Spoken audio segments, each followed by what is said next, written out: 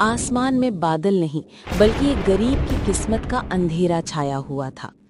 बस्ती के एक कोने में टूटी फूटी झोपड़ी में सुरेश और उसकी पत्नी मीना रहते थे। ये झोपड़ी सिर्फ मिट्टी और बांस की नहीं थी, बल्कि उनकी टूटी हुई उम्मीदों और हर दिन के संघर्ष का घर थी। सुरेश, जिसकी आंखों की चमक मेहनत के बावजूद फीकी पड़ गई थी, बस्ती में ही छोटी मोटी मजदूरी की तलाश में भटकता रहता था। वो जब भी बाहर निकलता, मीना की चिंता भरी आंखों से छिप जाता। आज फिर मेरे पैर थक गए मीना, लेकिन हाथ खाली रहे। चबूतरे से लेकर बाजार तक हर दरवाजा खटखटाया। ऐसा लगता है जैसे सबने अपने दरवाजों के साथ साथ अपनी रहमदिली के दरवाजे भी बंद कर लिए हैं। और यहाँ ये गीली लकड़ियां हैं कि जलने का नाम नहीं ले रही। सुनो जी, मेरी बात ध्यान से सुनो। घर में अनाज का आखिरी दाना भी आज चूल्हे पर चढ़ गया। मैंने डिब्बा 3 बार खंगाल कर देख लिया।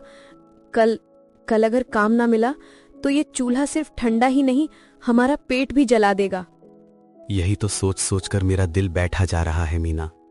हर रोज सुबह एक नई उम्मीद लेकर निकलता हूं और शाम को उसी उम्मीद का जनाजा लेकर लौटता हूं।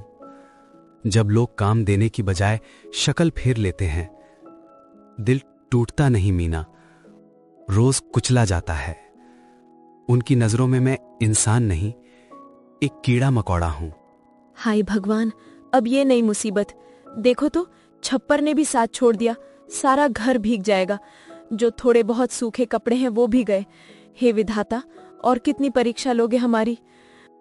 क्या करें मीना, शायद यही हमारी किस्मत है। टपकती छत, भूखा पेट और लोगों के ताने। दूर बंधे अपने 2 दुबले बैलों को देखकर अब तो ये बैल भी किसी काम के नहीं रहे। बस इन्हें देखकर उस जमीन की याद आती है जो कभी हमारी हुआ करती थी। अगर मां की बीमारी ना होती तो आज हम भी। पुरानी बातें याद करके खुद को और तकलीफ मत दो। वो वक्त हमारा नहीं था। पर मुझे डर लगता है जी। मुझे इस गरीबी से ज्यादा इस नाउमीदी से डर लगता है जो तुम्हारी आंखों में दिख रही है। तू चिंता मत कर, कल सूरज उगने से पहले मैं काम की तलाश में निकल जाऊंगा। जब तक इन हाथों में जान है मैं हार नहीं मानूंगा। मैं तुझे भूखा नहीं सोने दूंगा। अगली सुबह बारिश तो थम गई थी, लेकिन सुरेश के मन की आंधी अभी भी जारी थी। वो अपने मैले और पुराने कपड़े पहने बस्ती के उस चबूतरे पर पहुंचा जहां बस्ती के सरपंच, कुछ जमींदार और गांव के ठेकेदार रोज सुबह चाय पर दुनिया जहान की बातें करते थे। सरपंच जी, मालिक लोग, कोई काम हो तो इस गरीब को भी दे दीजिए। कई दिनों से मजदूरी नहीं मिली। घर में चूल्हा जलना मुश्किल हो गया है। अरे, ये तो वही सुरेश है ना, जिसने अपनी सारी जमीन माँ की बीमारी में फूंक दी। बड़ा जमींदार बनता था कभी। हाँ, इसके पास न जमीन बची ना ही जमीर। ऐसे लोग ही बस्ती का नाम खराब करते हैं। काम धाम कुछ है नहीं, बस सुबह सुबह भीख मांगने आ जाते हैं। अरे, ये तो कलंक है हमारी बस्ती पर। पनौती है ये। पनौती, अपशकुन शब्द सुरेश के सीने में तीर की तरह चुभ गया। उसकी आंखें भर आईं, लेकिन वो आंसुओं को पी गया। वो चुपचाप सबकी बातें सहता रहा। मैं गरीब जरूर हूं मालिको, मगर मेरी मेहनत में कोई खोट नहीं है। आप लोग बस एक मौका, सिर्फ एक मौका दे दीजिए। मैं शिकायत नहीं करने दूंगा।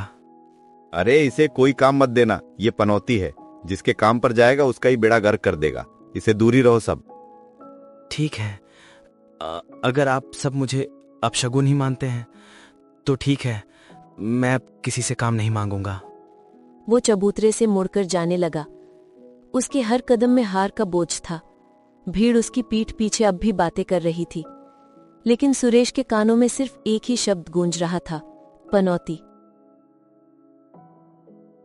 सुरेश अकेला बस्ती की गली से होकर चलता है, चेहरा अपमान से तमतमाया हुआ, पर आंखों में आंसू। कोई मुझे काम नहीं देना चाहता। सब मुझे अपशगुन कहते हैं, पनौती। लोग तो दूर, अब तो मीना की आंखों में भी मुझे तरस दिखाई देता है। शायद मेरा जीना ही दूसरों के लिए बोझ है। मैं ही उसकी जिंदगी की सबसे बड़ी रुकावट बन गया हूं। सुरेश बस्ती से निकलकर घने वन की ओर बढ़ता है। चारों ओर मौत जैसा सन्नाटा, बस पत्तों की सरसराहट थी। अगर मैं ना रहूं तो शायद मीना को भी किसी और का सहारा मिल जाएगा। वो दूसरी शादी कर नहीं, कम से कम वो आजाद तो हो जाएगी। हाँ, अब मेरा जीना ही ठीक नहीं है। इससे अच्छा तो मुझे मर जाना चाहिए। वो तेजी से चलते हुए नदी की दिशा में बढ़ता है। दूर से नदी के पानी के बहाव की तेज आवाज सुनाई देती है। सुरेश नदी पर पहुंचकर उसके किनारे पर खड़ा हो जाता है और उसकी गहरी काली गहराई में देखने लगता है। हे भगवान, तूने मुझे जीने का कोई सहारा नहीं दिया। शायद अब यही पानी मेरा आखिरी ठिकाना है। मीना, मुझे माफ कर देना। सुरेश नदी में कूदने के लिए अपना एक पैर आगे बढ़ाता ही है कि अचानक वन से एक अजीब सी दर्दनाक आवाज आती है। पत्तों की सरसराहट और किसी जानवर की कराह सुनाई देती है। सुरेश ठिठक कर चारों ओर देखने लगता है। तभी उसकी नजर वन में एक शेर पर पड़ती है जो एक छोटे से हिरण को घेरे खड़ा था और दहाड़ते हुए उसे मारने के लिए तैयार था। अरे, ये तो शेर है और सामने वो मासूम हिरण। ये निर्दोष तो अभी बच्चा ही है, शेर इसे मार देगा। वैसे भी तो मैं मरने ही जा रहा हूं। मेरी ये बेकार जान अगर किसी के काम आ सके, अगर जाते जाते किसी की जान बचा लूं तो शायद मेरी मौत इतनी बेकार नहीं जाएगी। वो साहस जुटाकर बिना सोचे समझे शेर की ओर बढ़ता है और अचानक सुरेश उस हिरण और शेर के बीच में आकर खड़ा हो जाता है। रुको वन के राजन, ये हिरण निर्दोष है। इसका क्या कसूर है? अगर भूख लगी है, अगर तुम्हें शिकार ही करना है तो मुझे खा लो। मेरी जिंदगी वैसे भी किसी काम की नहीं रही। मैं खुद अपनी जान देने आया था, लेकिन इसे मत मारो, इसे जाने दो। शेर कुछ पल के लिए रुककर सुरेश को घूरता है। सुरेश डर से अपनी आंखें कसकर बंद कर लेता है। बस अब यही आखिरी पल है।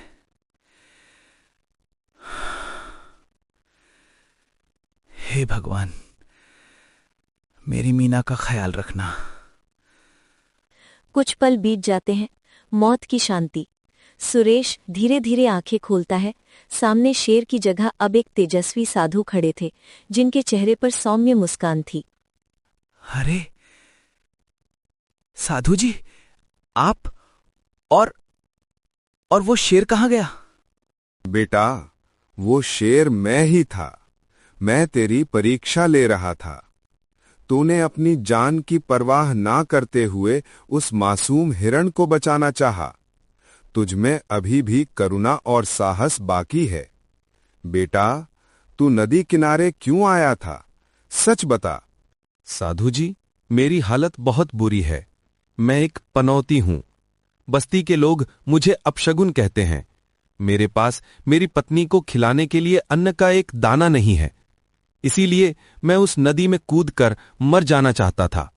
बेटा, तेरी समस्या सचमुच गंभीर है, लेकिन जीवन भगवान की देन है और इसे व्यर्थ खोना, आत्महत्या करना सबसे बड़ा पाप है।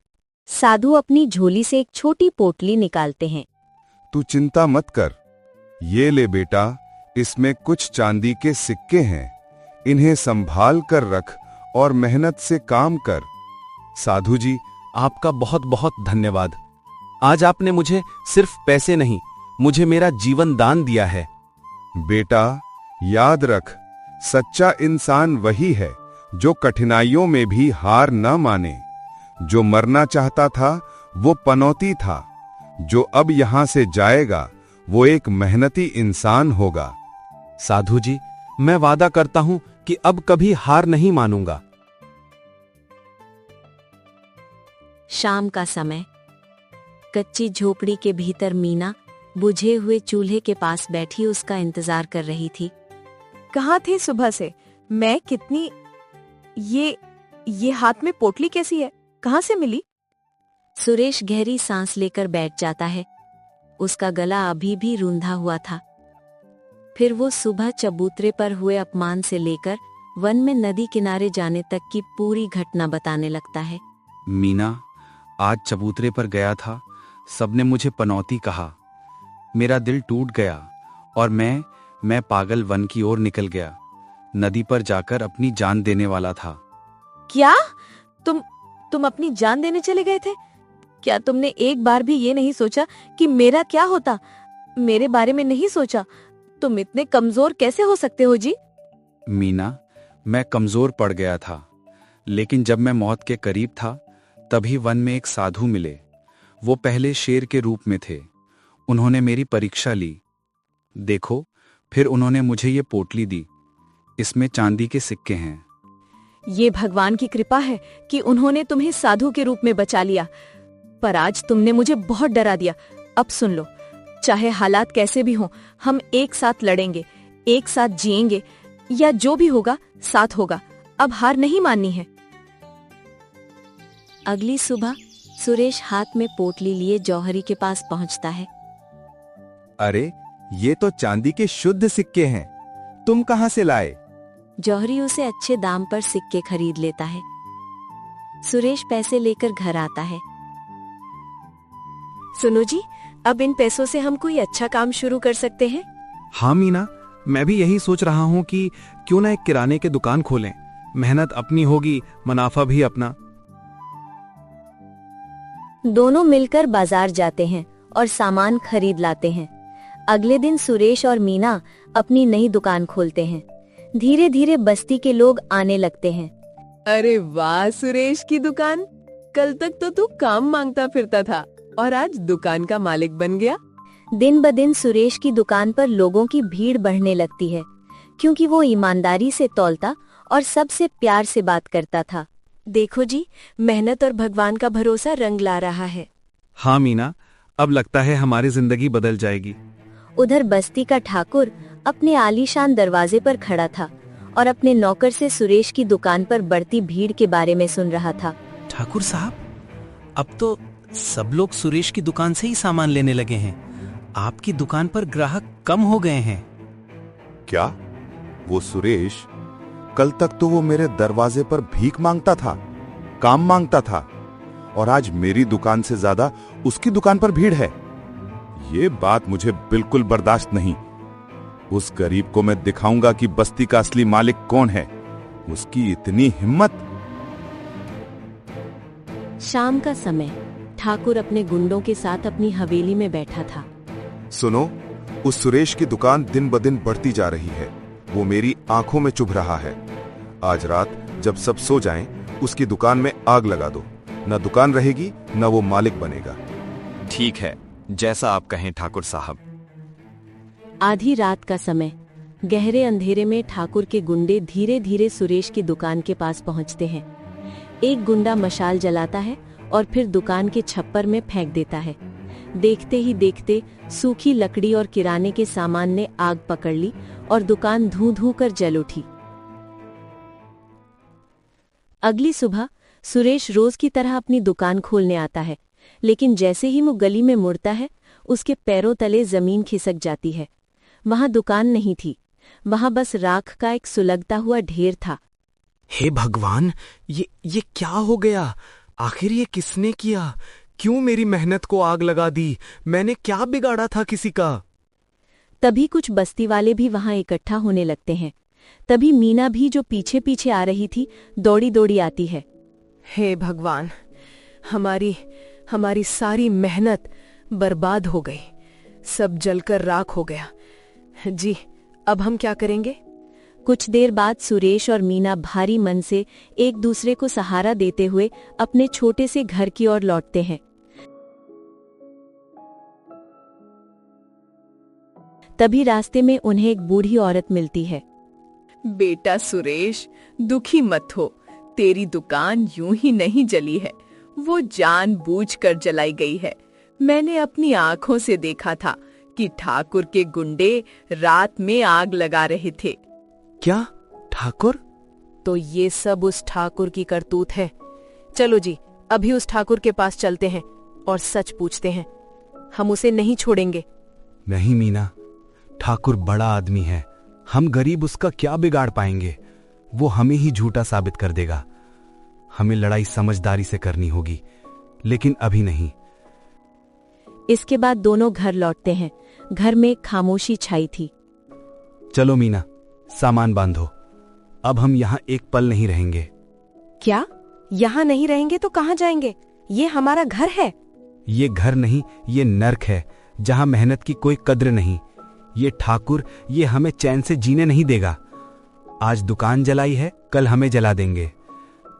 तो क्या डर कर भाग जाना ही हल है? क्या हम लड़ नहीं सकते? मीना, कभी कभी भागना डरना नहीं, बल्कि नया रास्ता ढूंढना होता है। यहां रहकर हम घुट घुट कर मर जाएंगे। हमें यहां से जाना ही होगा। अगली सुबह सूरज उगने से पहले सुरेश और मीना कपड़ों की एक पोटली और बचा खुचा सामान अपनी बैलगाड़ी में रखते हैं। गाड़ी चल पड़ती है और पीछे छूट जाती है वो बस्ती जहां उनका सब कुछ था, और अब कुछ भी नहीं। दोनों बातें करते चल रहे थे, तभी कुछ दूरी पर एक गाड़ी कीचड़ में फंसी हुई दिखाई देती है। एक व्यापारी उसे निकालने के लिए हाथ पांव मार रहा था। अरे भाई, कोई है? जरा मदद करो, मेरी गाड़ी इस कीचड़ में बुरी तरह धंस गई है। चलो मीना, किसी की मदद करने से कभी नुकसान नहीं होता। शायद भगवान ने हमें इसी के लिए भेजा हो। सुरेश व्यापारी की ओर बढ़ता है। सुरेश अपने बैल और व्यापारी अपनी गाड़ी को एक साथ जोड़ देता है। दोनों मिलकर बैलों को हाँकते हैं। जोर लगाने पर धीरे धीरे कीचड़ में ढसी गाड़ी बाहर आ जाती है। धन्यवाद भाई, बहुत बहुत धन्यवाद। अगर तुम ना होते तो मैं रात भर यहीं फंसा रहता। भगवान तुम्हारा भला करे।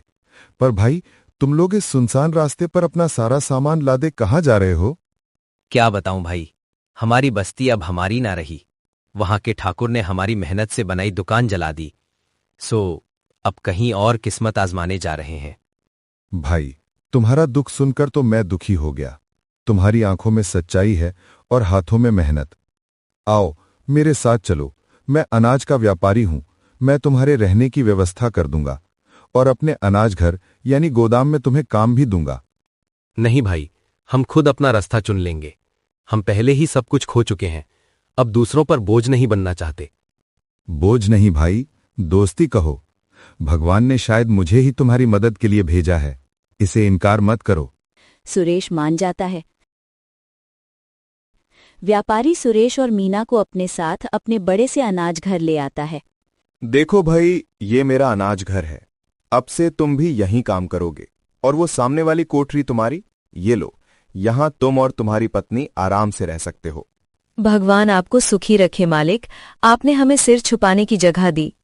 अगली सुबह सुरेश नई ऊर्जा के साथ बैलगाड़ी लेकर अनाज घर में आता है। वो अनाज की भारी भारी बोरियां बैलगाड़ी से उतारकर गोदाम में रखता है। अरे, ये नया आदमी तो बड़ा मेहनती है, रुकने का नाम ही नहीं ले रहा। हाँ, और काम भी बहुत ईमानदारी से कर रहा है।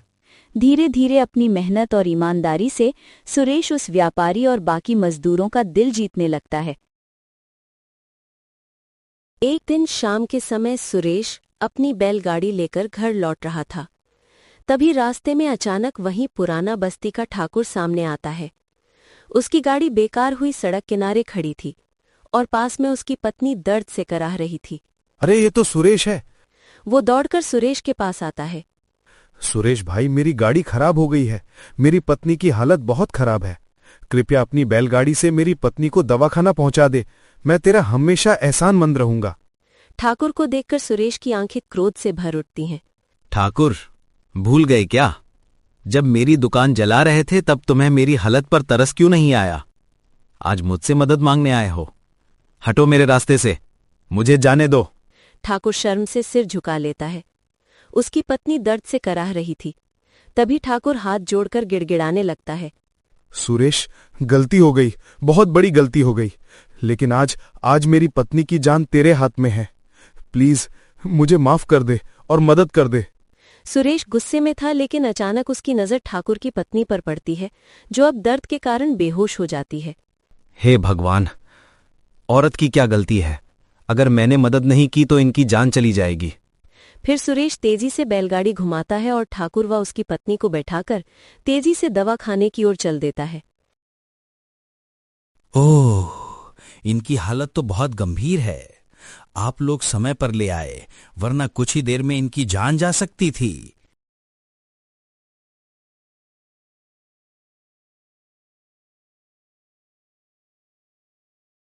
अब चिंता की कोई बात नहीं है, आपकी पत्नी को होश आ गया है।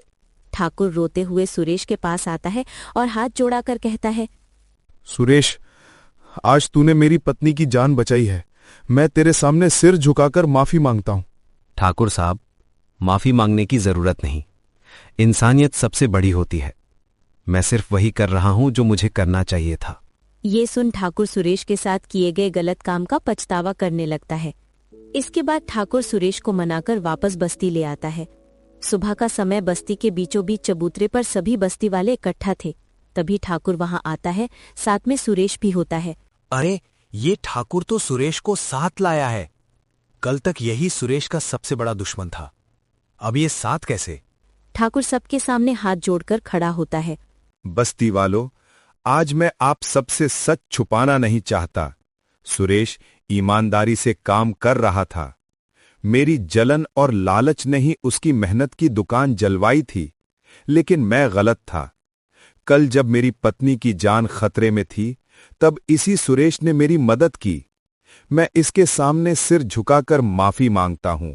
ठाकुर की आंखों से आंसू बहने लगते हैं। सब बस्ती वाले स्तब्ध होकर देखते हैं। फिर ठाकुर एक चाबी सुरेश के हाथ में रखता है। सुरेश, ये ले, दुकान की चाबी है। मैं तुझे तेरी मेहनत का हक लौटा रहा हूं।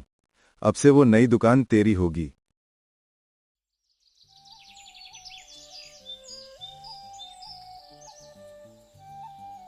अगले दिन सुरेश अपनी दुकान खोलता है। अजी, आखिर ठाकुर को पछतावा हो ही गया लगता है। हमें दुकान भी दे दी।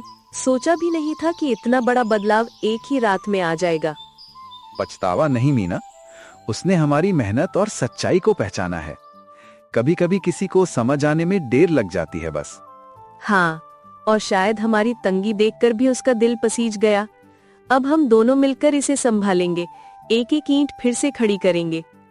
बस साथ रहें, हिम्मत टूटने नहीं देना, बाकी सब अपने आप हो जाएगा। साथ हूँ हमेशा, और अब डर भी नहीं लगता क्योंकि तुम हो। और इसी प्रकार धीरे धीरे सब कुछ ठीक हो जाता है।